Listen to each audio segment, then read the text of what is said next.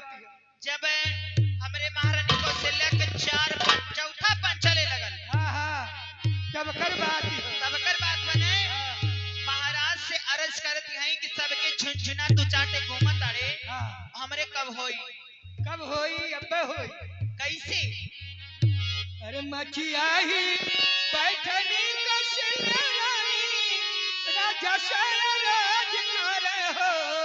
अरे हमार मुचावा भला अरे राजा हमारे तिलरिया कसाद तिलरिया बनवाई देता हो। राजा हमारे तिलरिया बनवाई देता हो राजा हमारे तिलरिया के साथ तिलरिया बनवाई देता हो। हे राजा हमारे तिलरिया कसाद तिलरिया बनवाई देता हो। राजा हमारे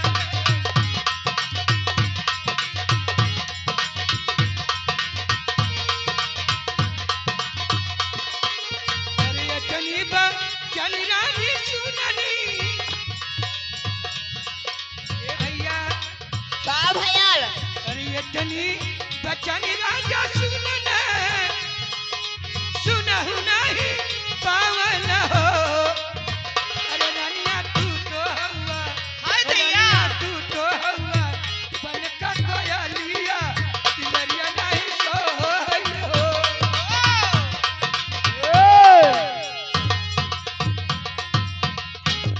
ए मझिल को कहाँ हो आप श्रीमान एसपी यादव जी अच्छा तुम्हें अपन सड़वाई समझ के क्यों न बदलो। हम उनके सड़वाई पटलो बानी हाँ एसपी यादव जी की तरफ से क्यों आई न हमारे प्रदीप तलवार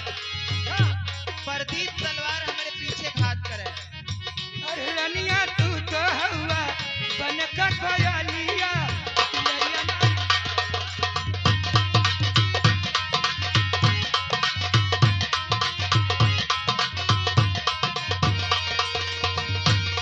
दुनिया तू तो हवा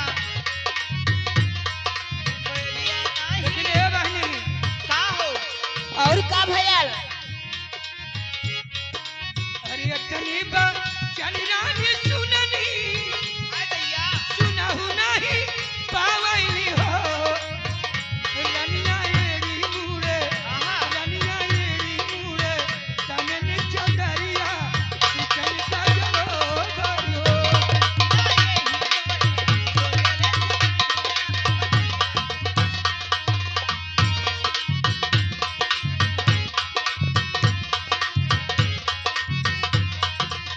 अरे रानिया एड़ी मुड़े तनन चदरिया चिकन का जरो धरो।